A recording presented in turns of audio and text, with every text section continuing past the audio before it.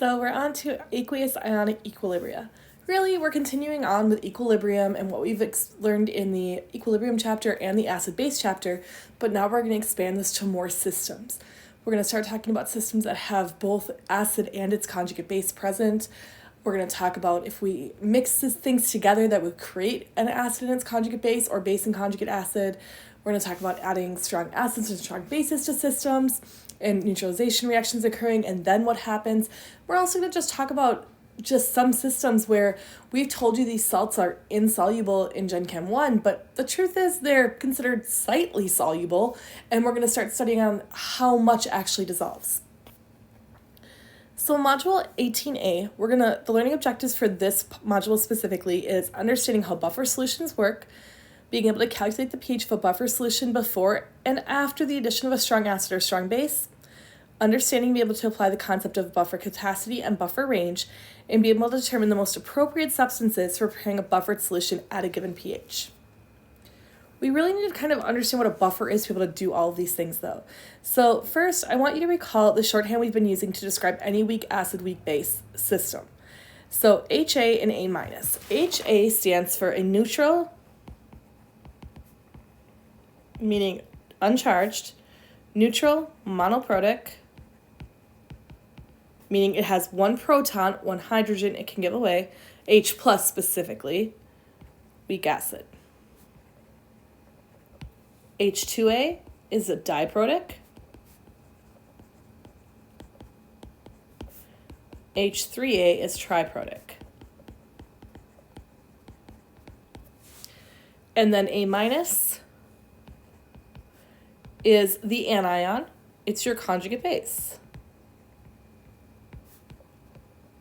of the weak acid HA. We've also talked about, we've also used B and HB plus to represent these. Again, it doesn't matter what weak acid it is. If it is monoprotic, I can write it as HA. It just simplifies things for me, so I'm not so focused on which acid it is because they all behave in the same fashion. For B and HB plus, B is your neutral base.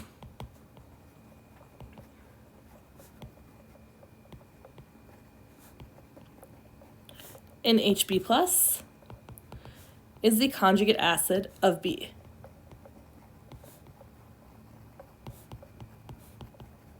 Note, I do say weak acid and weak base here.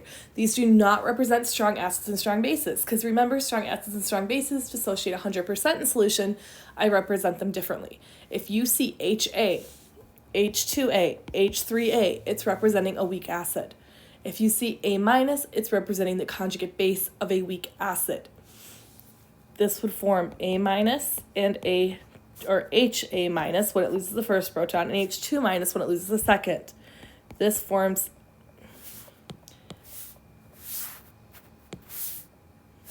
H2, there it is, H2A- when it loses the first proton, HA2- when it loses its second proton, and A3- when it loses its last proton.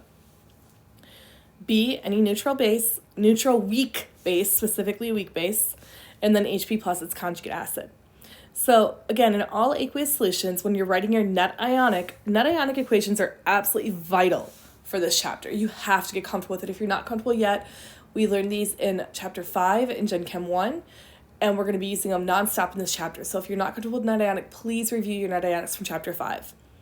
But in writing the net ionic equation, a strong acid can be described as H3O plus, and a strong base can be described as OH-.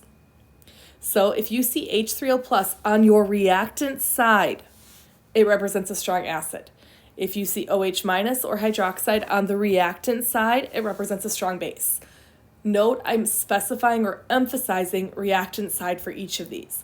If I see H3O plus on my product side, that's the acid that's being created in a solution from a reaction or dissociation from a weak acid or conjugate acid. On the reactant side specifically, it is coming from a strong acid. OH on the reactant side is coming from a strong base. So you have to pay attention. If they are on the reactant side, it represents strong acids and strong bases. So different types of equations. Again, we're really focusing on net ionic equations in this chapter because they show us what we need to see. So weak acid in water, HA plus water, HA being my weak acid, forms an equilibrium, and these are all aqueous, except water is liquid. And it forms H3O plus. It's acting as an acid because it's donating a proton, forming its conjugate base, Bronsted-Lowry definition. It's acting as an acid because it's forming H3O plus, Arrhenius definition. It's acting as an acid because it is an electron pair acceptor. It is the A minus is accepting that electron pair when it loses that H plus or that proton, your Lewis acid definition. You can also write this though as HB plus. HB plus is a conjugate acid. It behaves as an acid. In solution, it forms B plus H3O plus. Again, it is forming H3O plus in solution, Arrhenius definition in acid. It is donating a proton, Bronsted-Lowry definition in acid, and it's accepting a pair of electrons, Lewis acid definition. Weak bases in water. A base can be represented by B, which is weak base, or A minus, which is a conjugate base of a weak acid. B plus water is going to give me HB plus OH minus.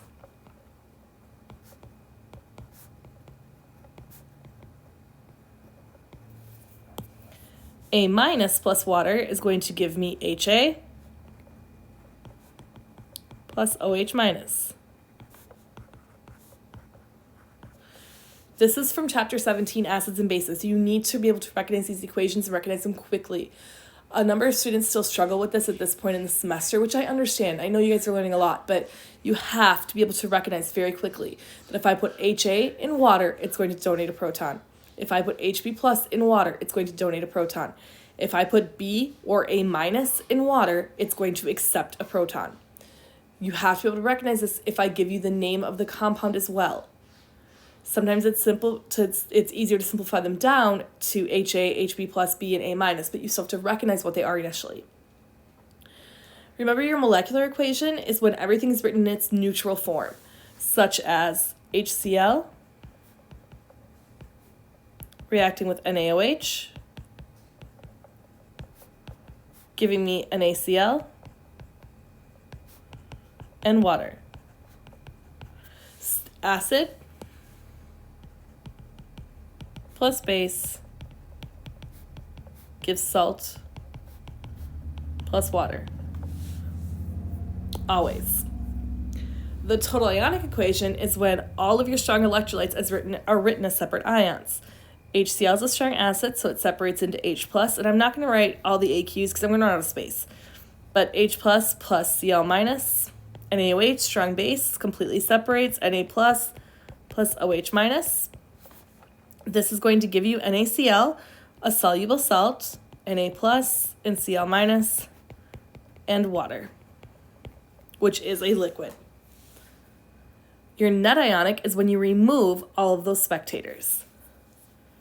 We see chloride ion is a spectator, sits on both sides of the reaction. The sodium ion is a spectator, sits on both sides of the reaction. And I get H plus OH-, giving me H2O liquid. And remember, your net ionic is what's showing you the driving force of the reaction and showing you why the reaction even goes forward. You should be able to write these equations, and net ionic especially, for strong acid, strong base, strong acid, weak base, weak acid, strong base, and weak acid, weak base. So for strong acid, strong base, we just did that one here. For strong acid, weak base, I didn't leave much space on this slide, but we're going to do it anyway. Strong acid, weak base. So if you need space, or if you need to write this down, go ahead and write it down because I erase everything. But again, that was for the strong. If I did this for a strong acid, weak base, we represent strong acid as H3O plus.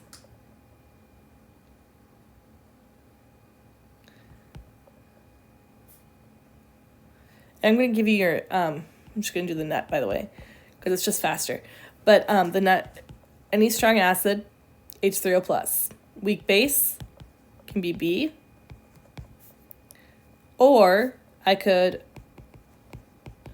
apologize, I'm used to teaching this class specifically on a whiteboard, so there's space for it.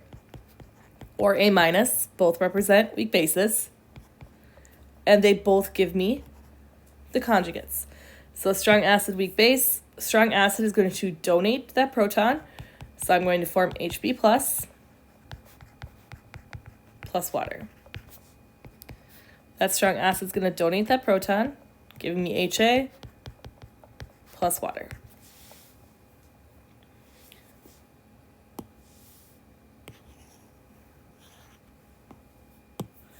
If you want a weak acid plus a strong base, we can write a weak acid as HA, or we can write a weak acid as Hb plus.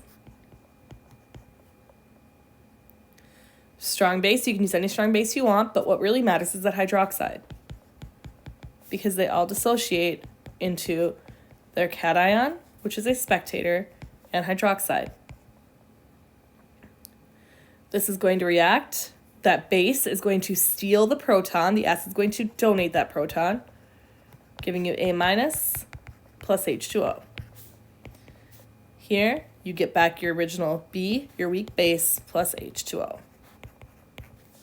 That's your net ionic for any weak acid and strong base. Again, weak acid can be HA or HB plus.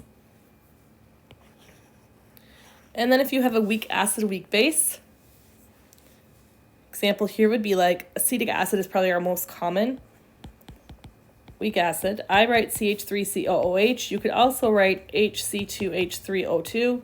You need to recognize they're the same thing. I write them the organic way because it's the way my brain sees it. You need to be able to recognize the other form as well. But if I had acetic acid, and you should absolutely know that this is a form of acetic acid at this point, and you should also know ammonia and H3.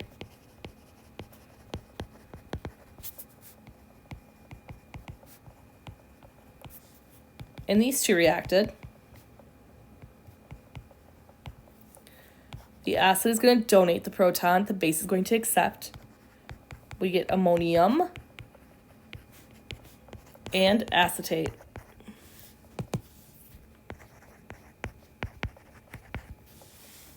Okay? So you need to be able to write these reactions. But these reactions, specifically the ones I'm writing here, are called neutralization reaction.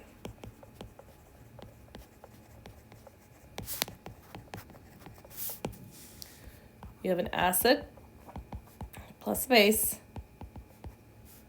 giving you salt plus water. This happens all the time in these reactions. You have to recognize what the acid is and what the base is so you can form that salt and water. Once you form that salt, you need to see, do you have any acid or any base left over? And then from the salt, is that a conjugate acid or conjugate base, and will it change the pH of your solution? So acid-base buffers themselves. The definition of an acid-base buffer. A buffer is a solution that resists changes in pH when small amounts of acid or base are added to it. A buffer consists of a mixture of weak acid and its own conjugate base. For example, hydrocyanic acid and cyanide. HA, A minus. Hydrofluoric acid and fluoride. HA, A minus. Ammonia and ammonium. B and HB plus. Some can do kind of tricky things too. How about H2CO3 and HCO3 minus?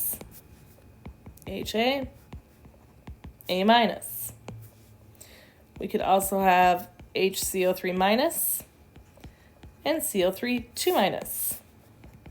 HA, A minus. So again, mixture of weak acid and its weak conjugate base, or weak base and its weak conjugate acid.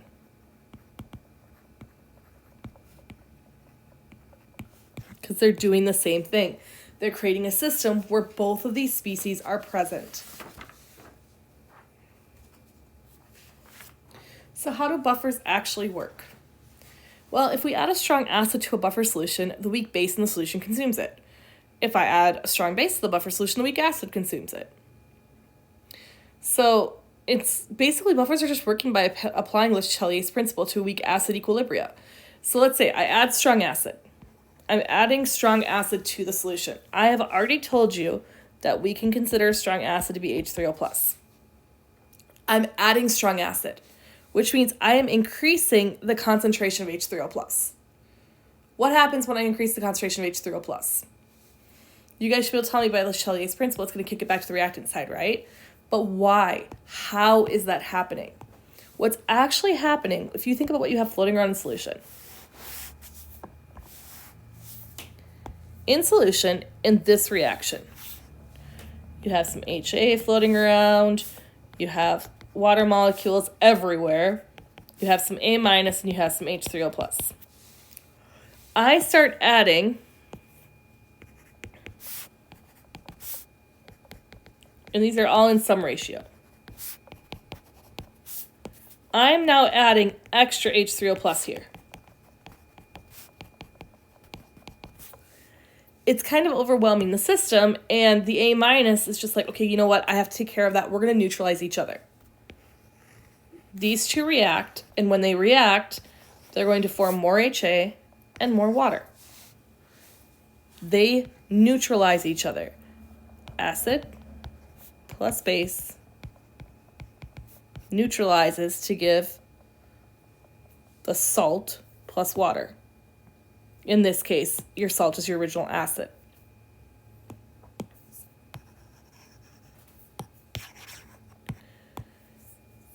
If I add more of this, the base in there will consume it, will react with it. If I add hydroxide,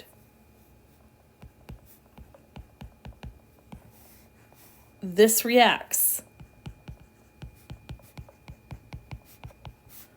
to give more conjugate base and water. It's going to react it. So we're taking advantage of Chatelier's principle the entire time.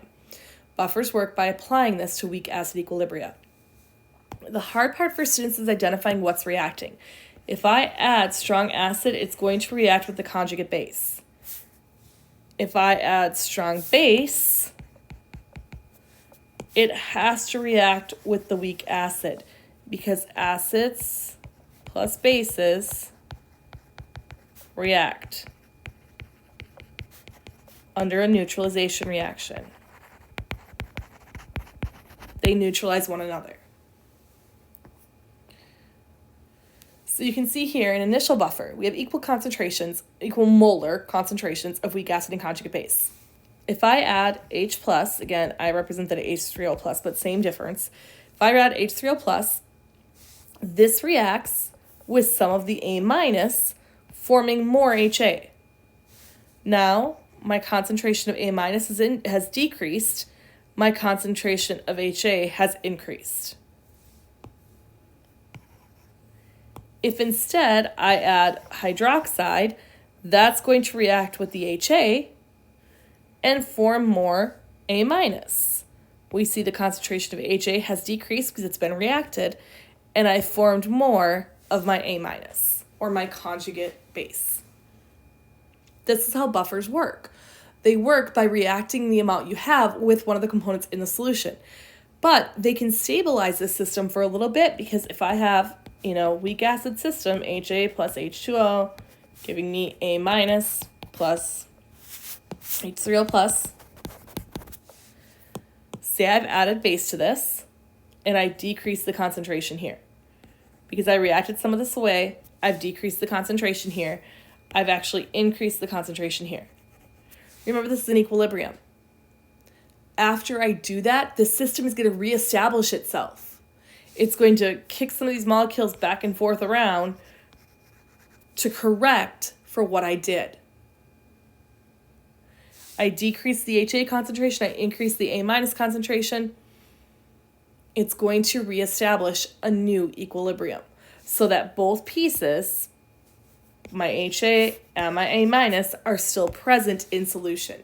This will continue until there's no more left. Can I destroy a buffer? Yes. I can add enough H3O plus that it cuts out all of these. All of it's gone, all of it's reacted. Then it's no longer a buffer. But as long as it's present, it will reestablish an equilibrium, Letelier's principle, and continuing on that buffer capacity. So, forming a buffer, there are 3 ways a buffer can be prepared.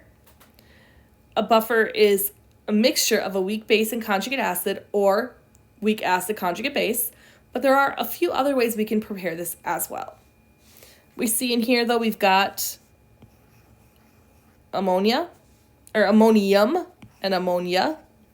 Remember, ammonium chloride is a soluble salt. All ammonium salts are soluble. So what's actually in solution here is this little NH4 here, my little ammonium. These are hard to tell the difference apart. My little ammonia. You can see it better up here. But floating around in solution. Those are the conjugates of one another. They are different by 1 proton. And those protons are being kicked back and forth between the molecules. They're kicked back and forth between, transferred between the molecules until we establish equilibrium. And then at that point, remember, concentration-wise, nothing's changing. At the molecular level, they're still kicking those back and forth. It's just overall concentration, the rates are the same in each direction. But we can prepare a buffer 3 ways. We can mix a weak acid or a weak base with its own salt. We can mix a weak acid with approximately half as much strong base, or we can mix a weak base with approximately half as much strong acid. What do I mean by that? Well, let's talk about the first one. We can mix, let's say, hydrocyanic acid with sodium cyanide. Sodium cyanide gives me sodium ions, which are spectators, and cyanide ions, which is my conjugate of my HCN. I could mix HF with KF. KF gives me potassium ions, which are spectators, and F minus ions, which is the conjugate base of HF. I could mix NH3 with NH4 plus, like we just saw on the previous slide. NH4 or NHCl. NH4Cl dissociates into NH4 plus ions, ammonium, and chloride ions. Chloride is your spectator. We've got your weak base and its conjugate acid. All of these will create a buffer system with a different pH range. What does the pH range depend upon? It's dependent upon the pKa value of the acid component of the system. And we will talk about that.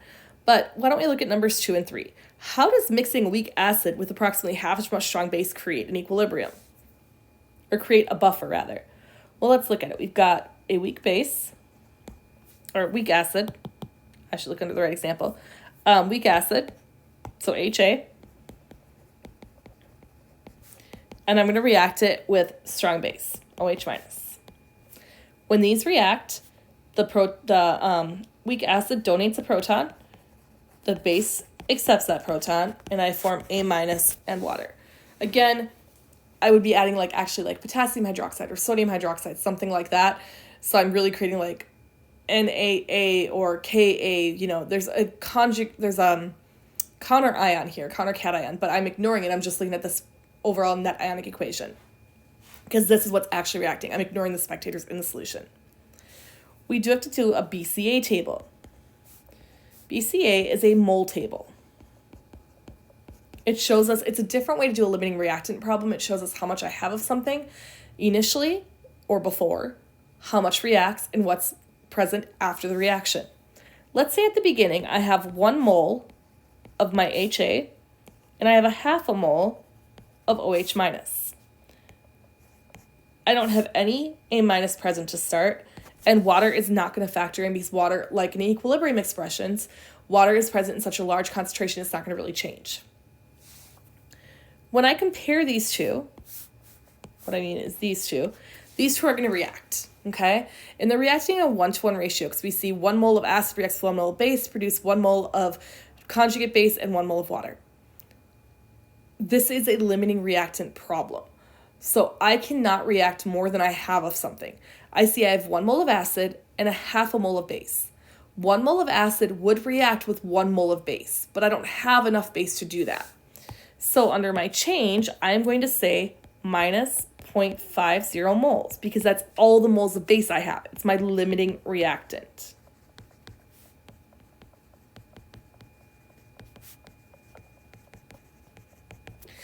When a half a mole of acid reacts with a half a mole of base, they will produce a half a mole of my A minus.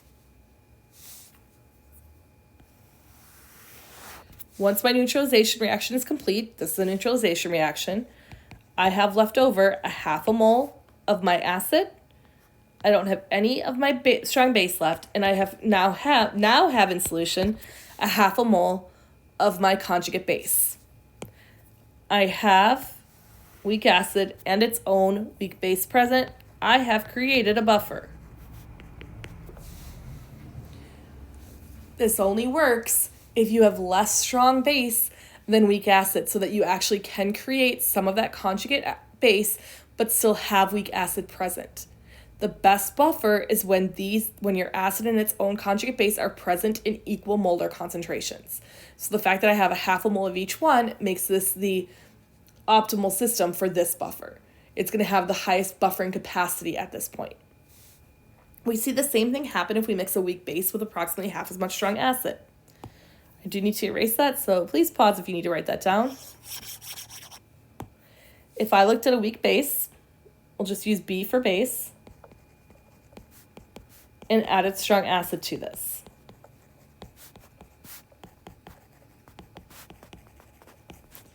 I would form my conjugate acid plus water. The base would accept that proton.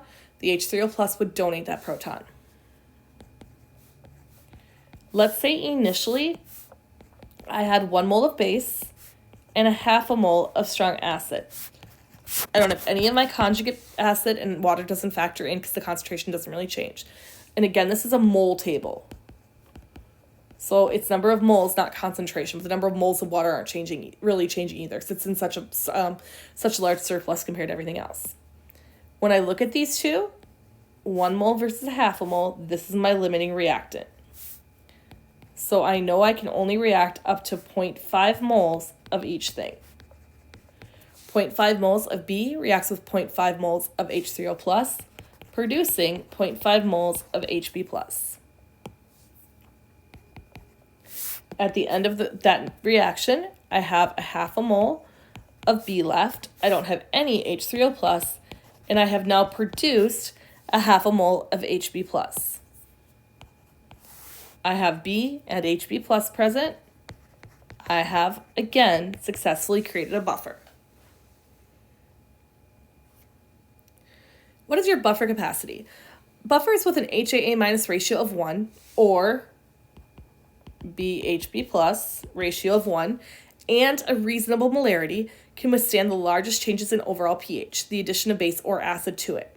When selecting components of a buffer system, you need to choose a weak base that has a pKa with approximately the desired pH range you want. The effective pH range of buffer is plus or minus 1 from the pKa. What do I mean by that?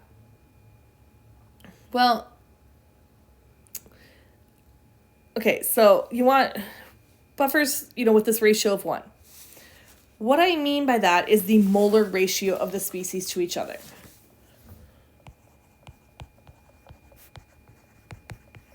So in the previous example I showed you, we found that we would have 0.5 moles of HA to 0.5 moles of A minus. That is a 1-to-1 ratio of them to each other. So if I have equal molar ratios of the acid to base to one another, as I add strong acid, it reacts to the conjugate base, creates some some weak acid back, but there's still relatively equal molar concentrations. So when selecting components of a buffer system, we really want you to choose a weak acid with a pKa that's close to the desired pH value. For example, acetic acid, CH3COOH, has a pKa value of 4.74. What this means is that the effective pH range or buffer capacity region or buffer region is from 3.74 to 5.74. And this is your pH range. So an acetic acid buffer is great if I want to have something that has a pH of, say, 4.89. If I'm trying to aim for 4.89, acetic acid is a great buffer. If I'm trying to aim for a pH range of 7.5, acetic acid is not useful to me because it's not going to get me into that pH range. And again, what happens if I add strong acid or strong base? If I add a strong acid to the system, it reacts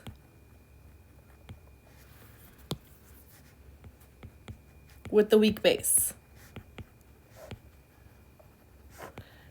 The weak base could either be A- or B, but it's going to react producing water and the original, either original weak acid or conjugate acid, whichever's in system.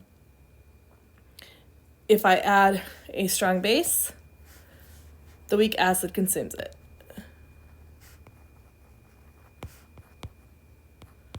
Which is either,